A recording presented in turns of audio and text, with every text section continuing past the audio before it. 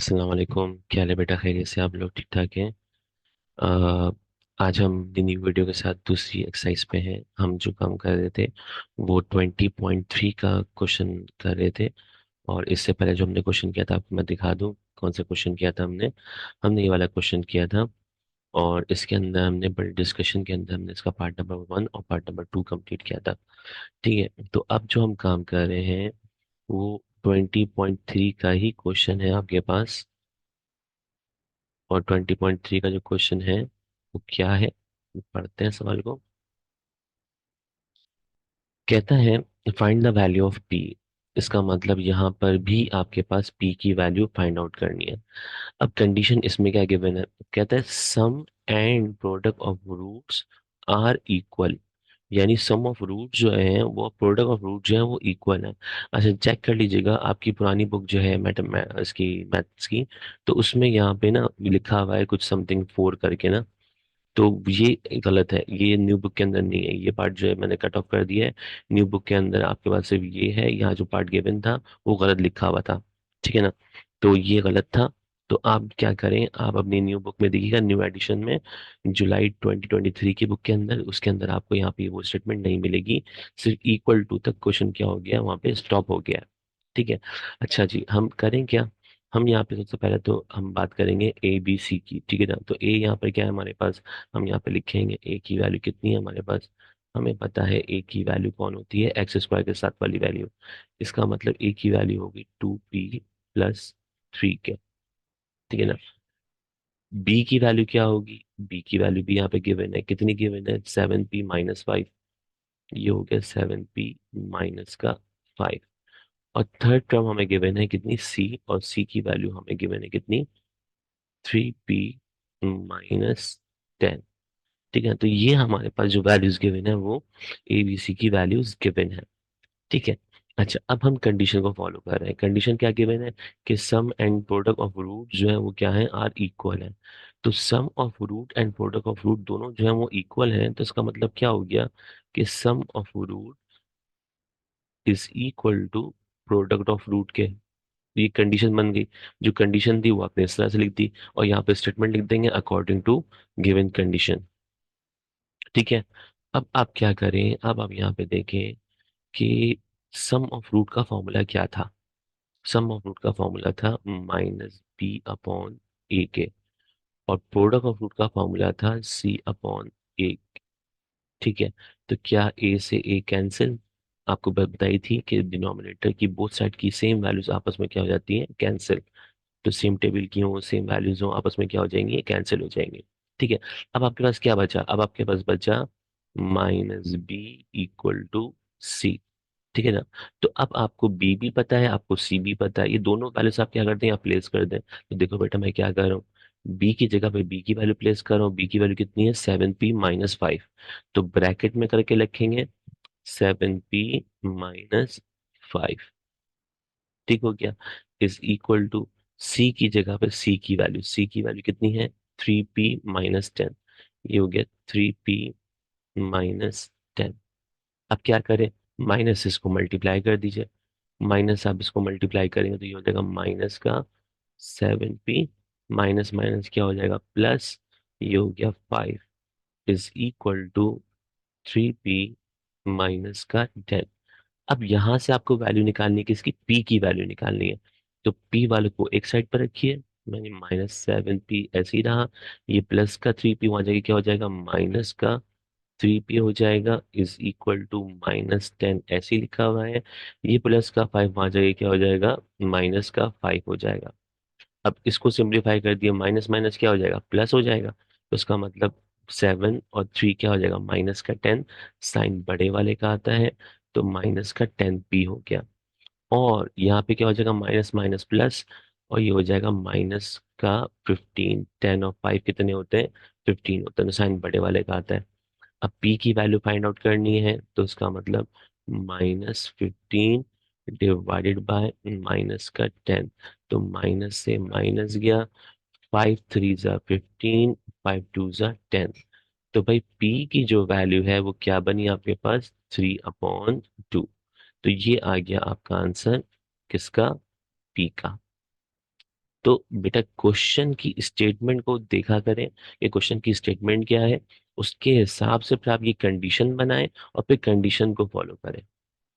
ठीक है ना। तो इस वाले पार्ट में भी बिल्कुल आपने ऐसे ही करना है। ए जो है वो 4 है, बी जो है वो कितना है -5p +3, और सी जो है वो ये है। ठीक है, तो क्या करना है आपने, ए बी सी की वैल्यू अलग अलग करनी है। ए ये हो गया, A4 हो गया, बी आपके पास ब्रैकेट माइनस बी है, माइनस साथ रखिएगा, और सी की वैल्यू क्या है 17 - 9p। तो हमें देखें यहाँ पे आपने ए और कट कर दिया तो बचा क्या था, -b = c। तो मैं अगर सुबह सवाल को आपके लिए कर दूं अगर, तो सिर्फ इसकी मैं एक शॉर्ट वो बता रहा हूँ। पार्ट नंबर कौन सा है, पार्ट नंबर 2 है। और पार्ट नंबर 2 के अंदर कंडीशन क्या है, -b/c। अपॉन का ए तो आपस में क्या हो गया था, कैंसिल हो गया था ना। तो सिर्फ -b = c बचा, तो मैं डायरेक्ट वैल्यूज पुट कर रहा हूँ इस इक्वेशन को देखते हुए। तो मैंने कहा भाई माइनस तो फॉर्मूले का है, ठीक है ना, माइनस तो ये रहा। ठीक है, अब बी की जगह पे क्या लिखा हुआ है, बी की वैल्यू आपकी है माइनस के साथ, तो माइनस है, फिर ब्रैकेट है कितना 5p + 3, और ये curly bracket close. Curly bracket लगाने का क्यों जरूरत पेश आई, यहाँ पे ऑलरेडी माइनस है, बाहर भी माइनस है और बाहर भी माइनस है, दोनों जगह माइनस है। ठीक है ना। अब क्या कर देंगे, इक्वल टू सी। सी कितना है, ये पूरी वैल्यू सी है, कितनी है 17 - 9p, ये पूरा का पूरा क्या है, सी है। ठीक है, अब इसको सिंप्लीफाई कर दीजिए। इसको सिंप्लीफाई करने में माइनस माइनस क्या हो जाएगा, प्लस हो जाएगा। ये हो जाएगा 5p + 3 = 7 - 9p। अब p वालों को एक जगह पे कर दें, जिसमें p नहीं है उनको एक जगह पे कर दें, यानी ये हो जाएगा आपका 5p। ये माइनस का 9 है, वहां जाके क्या हो जाएगा, प्लस हो जाएगा। और ये हो गया प्लस का 9p = 17, ऐसे ही रहा, 17 ऐसे ही रहा। ये प्लस का 3 वहां जाके क्या हो जाएगा, माइनस का 3 हो जाएगा, -3। तो 9 + 5 कितना हो जाएगा, 14 हो जाएगा, = 17 - 3 कितना हो जाएगा, 14 हो जाएगा। तो p = 14 ÷ 14, आंसर कितना आ गया, 1। तो ये आ गया बेटा इसका आंसर। ये क्वेश्चन भी क्या हो गया आपका, कंप्लीट। पार्ट नंबर 2 भी क्या हो गया बेटा, कंप्लीट हो गया। आई होप सो कि ये वाला क्वेश्चन दोनों पार्ट समझ में आए होंगे। कंडीशन जो फॉलो करनी है वो ये मेन कंडीशन है। इस मेन कंडीशन को आपने क्या करना है, फॉलो करना है। सबसे पहले आपने अल्फा प्लस बीटा बराबर रखा किसके, अल्फा इंटू बीटा के। अल्फा प्लस बीटा की जगह पे उसका फॉर्मूला आया, अल्फा इंटू बीटा की जगह पे इसका फॉर्मूला आया। ए से ए क्या हो गया, कैंसिल हो गया। तो आपके पास वैल्यू जो बची वो बची -b = c। तो ये कंडीशन आपने यहाँ भी फॉलो की, और ये कंडीशन आपने यहाँ भी फॉलो की। ठीक है, होप सो ये क्वेश्चन आपके समझ में आया हो। ठीक है, तो ये है 20.3 का क्वेश्चन है, ये ऊपर वाला। और अब जो करने जा रहे हैं 20.4 का है। 20.4 का ये क्वेश्चन बड़ा ही इंपॉर्टेंट है, बहुत इंपॉर्टेंट क्वेश्चन है हमारे पास ये। अब क्या करें भाई इसके अंदर, इसके अंदर हम ये काम करने जा रहे हैं कि क्वेश्चन क्या लिखा हुआ है, क्वेश्चन पढ़िए आप। क्वेश्चन लिखा हुआ है हमारे पास, मैं ऊपर करता हूँ ताकि मेरे नीचे स्पेस बन जाए इसको काम करने की। चल, अब देखें क्वेश्चन क्या है। क्वेश्चन हमारे पास है कि if alpha beta are the roots of the equation. Equation किसकी है, इक्वेशन इसकी है, p(x² + qx + q = 0। कहता है p doesn't equal to 0, p हम 0 नहीं रख सकते, तो इसका हमारा कोई ताल्लुक ही नहीं है इसके अंदर। कहता है find the value of this, आप इसकी वैल्यू क्या करें, फाइंड आउट करें। तो भाई इसकी वैल्यू फाइंड आउट करने के लिए आपको दो चीजें मालूम होनी चाहिए। आपको दो चीजें मालूम होनी चाहिए, वो दो चीजें क्या हैं, सबसे पहले तो सम ऑफ रूट मालूम होना चाहिए और प्रोडक्ट ऑफ रूट मालूम होना चाहिए। क्योंकि 20.4 से ऑनवर्ड, 20.4, 20.5, 20.6, इन तमाम क्वेश्चंस के अंदर हमें जो है वो अल्फा प्लस बीटा और अल्फा इंटू बीटा चाहिए। ठीक है ना। तो सबसे पहले आपने काम क्या करना है, इन क्वेश्चंस के लिए शुरू में ही आप क्या निकाल दें, अल्फा प्लस बीटा निकाल दें। जो कि बराबर होता है माइनस बी अपॉन सी के, और आप निकाल दें अल्फा इंटू बीटा, जो कि बराबर होता है सी अपॉन ए के, माइनस बी अपॉन ऑफ ए के। ठीक है ना? तो माइनस बी अपॉन ऑफ ए हो जाएगा ये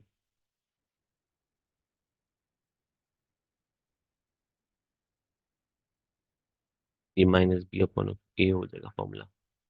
ठीक है ना? अल्फा प्लस बीटा बराबर होता है माइनस बी अपॉन ऑफ ए के, अल्फा इंटू बराबर होता है किसके, सी अपॉन ऑफ ए के। अब मुझे बताओ इसमें ए क्या है? एक्स स्क्वायर के साथ जो है वो ए है, तो इसका मतलब ए पी हो गया, बी जो है वो क्यू हो गया, और सी जो है वो भी क्यू हो गया। तो मैं इसमें फॉर्मूले में वैल्यू पुट कर रहा हूँ माइनस बी, माइनस ऐसे ही रहा, बी की जगह पे क्या आ जाएगा क्यू, ये आ गई बी की वैल्यू क्यू। और ए की जगह पे क्या आएगा, ए की वैल्यू, ए कौन होता है, एक्स स्क्वायर के साथ कोफिशिएंट ऑफ एक्स स्क्वायर, इसका मतलब ये हो गया पी। तो अल्फा प्लस बीटा बराबर किसके हो गया, minus Q upon of P के।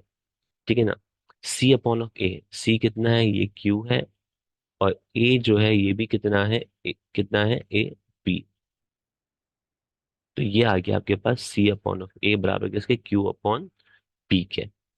तो अब हम क्या करें, अब हम क्वेश्चन कॉपी कर रहे हैं, हमारे पास जो क्वेश्चन है उसको पहले कॉपी कर रहे हैं। क्वेश्चन हमारे पास है बेटा, अब एक स्टेप में यहाँ पे डायरेक्ट कर रहा हूं, मुझे एक बताओ, ये रूट जो है इस पूरी टर्म पे है ना, रूट अल्फा अपॉन बीटा है, ये रूट बीटा अपॉन अल्फा है। मैं इसके रूट को क्या कर रहा हूँ, ब्रेक कर रहा हूँ, ये रूट ऊपर वाले पे भी है और ये रूट नीचे वाले पे भी है। तो root alpha divided by root beta, दोनों को ब्रेक कर दिया मैंने। इसी तरीके से राइट हैंड साइड वाले पे भी काम करेंगे। राइट हैंड साइड पे क्या हो जाएगा बेटा, root beta divided by root alpha. ठीक है ना? अब ये जो रूट्स थे वो आपने क्या कर दिया, ब्रेक कर दिए। अब जब रूट ब्रेक किया आपने, तो अब हमें निकालना है यहाँ पे क्या, इसका एलसीएम।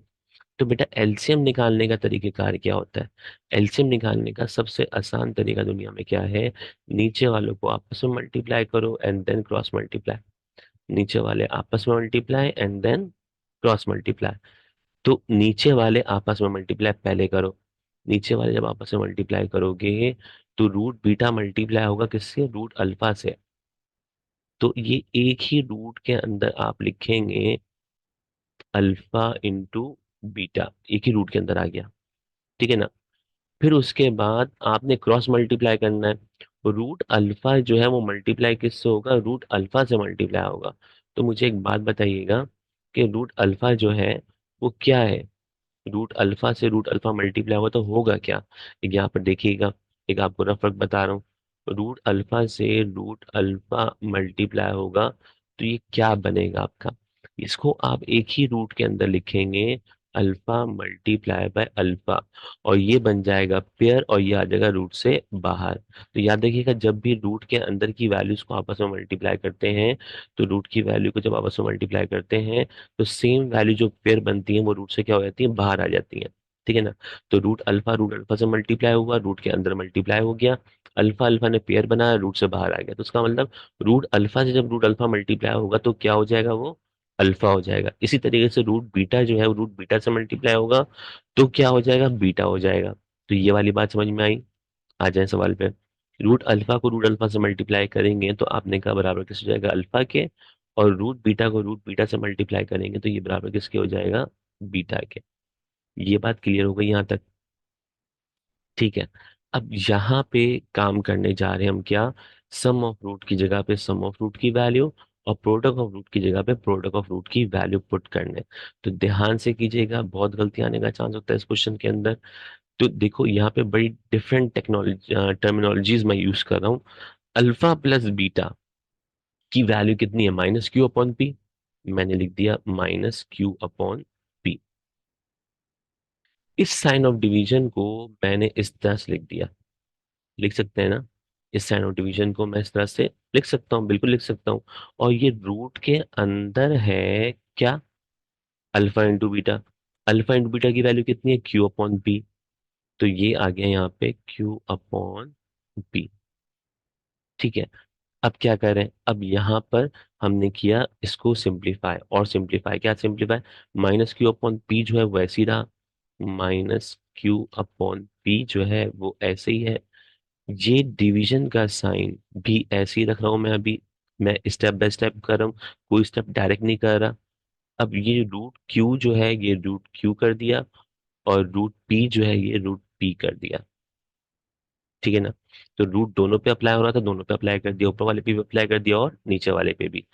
जब डिवीजन का साइन मल्टीप्लिकेशन में चेंज होता है तो वैल्यू क्या होती है, ये आपको पता है क्या होती है? वैल्यू रेसिप्रोकल होती है, नीचे वाली वैल्यू ऊपर जाती है, ऊपर वाली वैल्यू नीचे आती है।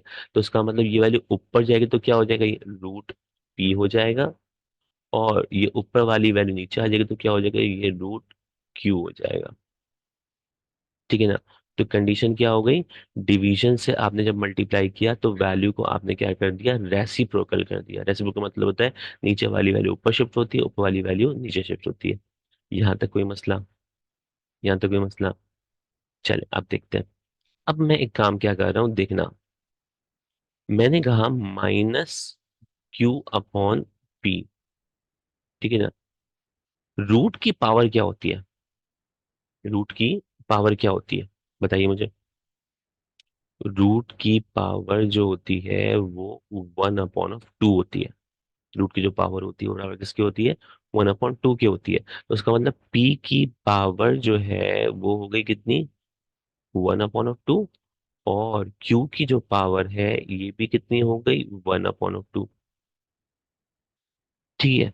तो ये बात समझ में आई ये वाली, कि रूट जो है वो पावर में कन्वर्ट हो गया 1/2 में, 1/2 में। अब हम क्या करें, अब हम क्यू वालों को एक साथ रखेंगे, पी वालों को एक साथ रखेंगे। ठीक है ना।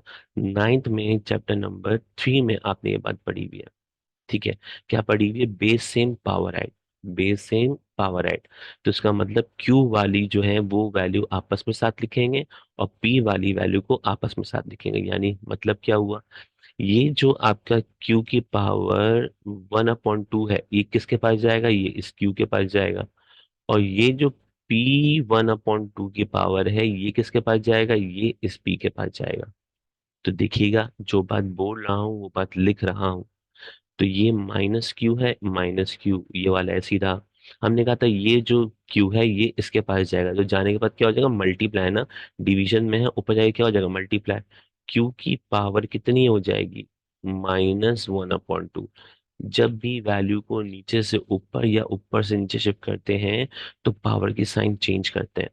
ठीक है ना। तो यहाँ पावर की साइन क्या है, प्लस में है। तो इसको जब आप ऊपर शिफ्ट करोगे तो साइन क्या हो जाएगी, माइनस में हो जाएगी। सेम इसी तरीके से ये जो पी है नीचे वाला पी ऐसे ही रहा, मल्टीप्लाई। इस पी को आप नीचे शिफ्ट कर रहे हो तो ये नीचे जाके क्या हो जाएगा, डिवाइड हो जाएगा। और होगा क्या, इसकी पावर प्लस में है, नीचे जाके क्या हो जाएगी, माइनस में हो जाएगी। क्लियर ये वाली बात, ये वाली बात क्लियर बेटा? ठीक है। तो यहां तक कोई प्रॉब्लम? डन। तो नीचे वाली पावर, नीचे वाली जो क्यू था वो ऊपर चला गया, मल्टीप्लाई हो गया, साइन प्लस में थी ऊपर जाके माइनस हो गई। ऊपर वाला पी जो था 1/2 था, पावर क्या थी, प्लस में, नीचे जाके पावर क्या हो गई, माइनस में। होप सो ये वाली बात समझ में आई होगी आपके। अच्छा। अब क्या करें, मैं इस चीज को जरा हटा रहा हूँ ताकि आपके लिए जगह बन जाए।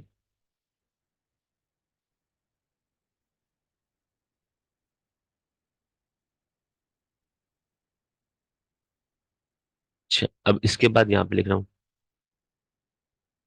क्या लिखे भाई, अब मुझे बताओ, बेस सेम पावर ऐड ना, base same power add, minus Q, ये क्यू और क्यू क्या है, बेस सेम है। माइनस तो ऐसे ही रहा आपका, क्यू की क्या है, बेस सेम है। इसकी पावर कितनी है, 1। इसकी पावर कितनी है, -1/2। According to condition of exponential law, exponential law क्या होता है कि बेस सेम जब होती है तो पावर को आपस में मिला देते हैं। तो ये रहा 1, और ये रहा माइनस का 1/2। सेम कंडीशन आप नीचे वाले पे भी अप्लाई करेंगे। तो भाई बी ऐसे ही रहा, बेस सेम, इसकी पावर कितनी है, 1। 1 -1/2 ये हो जाएगा 1 -1/2। तो बेस सेम पावर क्या हो गई, ऐड हो गई। इसकी पावर 1 थी, इसकी पावर -1/2 थी, इसकी पावर 1 थी, इसकी पावर -1/2 थी। तो बेस सेम थी, पावर को आपस में क्या कर दिया, आपने मिला दिया। अब मुझे एक बात बताओ, ये वाला माइनस तो ऐसे ही रहा, अब इसको सिंप्लीफाई करना है पावर को। 1 -1/2 क्या होगा, एक शॉर्ट फॉर्म ना, एक आप इसको कैलकुलेटर से भी सॉल्व कर लो। कैलकुलेटर सिंप्लीफाई कर सकते हैं। और आप इसको ऐसे भी कर सकते हैं कि एक में से आधा गया तो कितना बचा, एक में से आधा जाएगा तो कितना बचेगा, हाफ बचेगा, आधा बचेगा। तो इसका मतलब मैंने इसको वर्बली काम करते हुए मैंने कह दिया, एक में से आधा गया तो कितना बचा, आधा बचा। यहाँ पर नीचे भी ऐसा ही है, जो पी है इसकी पावर क्या है, एक में से आधा जाएगा तो कितना बचेगा, आधा ही बचेगा। तो भाई 1/2 जो है ये पावर किसकी होती है, थोड़ी देर पहले मैंने आपको बताया था। 1/2 जो है ये पावर किसकी होती है, रूट की पावर होती है। तो जहां भी आप रूट देखें उसकी जगह पे 1/2 कर दें, और आंसर में ये 1/2 आया है। ये ऊपर वाले पे भी रूट है और नीचे वाले पे भी रूट है, अलग अलग है। जो सवाल की स्टार्टिंग में कंडीशन थी, सवाल में ये था पूरे होल पे रूट लगा हुआ था, मैंने क्या किया, दोनों को अलग अलग कर दिया। तो यहाँ पे जब दोनों में अलग अलग रूट है, यानी ऊपर भी हाफ लगा हुआ है नीचे भी हाफ लगा हुआ है, तो क्या मैं इसको एक ही रूट के अंदर कन्वर्ट कर दूं। तो मैंने इसको एक ही रूट के अंदर, एक ही रूट में मैंने लिख दिया Q/P, क्योंकि ऊपर भी हाफ था और नीचे भी हाफ है। तो दोनों क्या थे, रूट में थे, दोनों को मैंने क्या कर दिया, एक रूट में कन्वर्ट कर दिया। तो भाई ये वैल्यू आ गई, ये हो गया आपका आंसर, ये हो गया आपका आंसर। तो भाई बड़ा इंपॉर्टेंट क्वेश्चन है ये वाला, बहुत इंपॉर्टेंट क्वेश्चन है। और जो है वो किसी तमाम कंडीशन, बड़ी डिफरेंट कंडीशन थी, बड़ा कॉन्सेप्चुअल सवाल था ये आपका। तो आई होप ये आपको सवाल समझ में आया होगा, ये हो गया आपका आंसर। तो भाई अपने तमाम फ्रेंड्स को ये लिंक शेयर कीजिए, वीडियो शेयर कीजिए, ताकि आपके जो भी फ्रेंड्स हैं वो भी इस मसले से हल निकालें अपना। बहुत सारे बच्चे हैं जिनका एडमिशन काफ़ी लेट होता है, उनको बड़ी प्रॉब्लम होती है कोर्स को कंप्लीट करने के लिए। कम से कम इंपॉर्टेंट क्वेश्चन तो उनको मिल जाए, और इम्पोर्टेंट क्वेश्चन जब मिल जाएंगे तो पेपर के एंड में आपकी तैयारी बड़ी अच्छी हो जाती है। अभी टाइम है हमारे पास पेपर में, तो और वीडियोस भी आपके साथ देख रहे हैं आप लोग के, आपको जल्दी जल्दी वीडियोस मिल जा रही है इसकी। तो जितना मैंने वीडियो में डाल दिया है, जितना कुछ मैंने मटेरियल कर दिया है, काइंडली आप लोग उसकी भरपूर किस्म की प्रैक्टिस कीजिएगा, और उससे related जो भी क्वेश्चन आपके बुक के अंदर है आप उसको ज़रूर कीजिएगा, ठीक है ना। तो होप सो कि बड़ी अच्छी चल रही हैं तमाम चीज़ें। जब लेकिन आपका फीडबैक जब तक नहीं आएगा उस वक्त तक मुझे बिल्कुल पता नहीं लगेगा कि चीज़ें स्मूथ चल रही हैं, अच्छी चल रही हैं, ख़राब चल रही हैं, क्या प्रॉब्लम है क्या प्रॉब्लम नहीं है। तो आप अपने फीडबैक से मुझे लाजमी तौर पे बताइएगा। फीडबैक के लिए ये कॉन्टेक्ट नंबर भी है, और जो चैनल है चैनल के ऊपर भी आप इस चीज़ को बता सकते हैं, ठीक है ना। तो चैनल को सब्सक्राइब कीजिए, अपने फ्रेंड्स को शेयर कीजिए, ताकि न्यू वीडियो जितनी भी आए वो सारी की सारी आप देख सकें, ठीक है। तो thank you so much for watching, take care, अल्लाह हाफिज।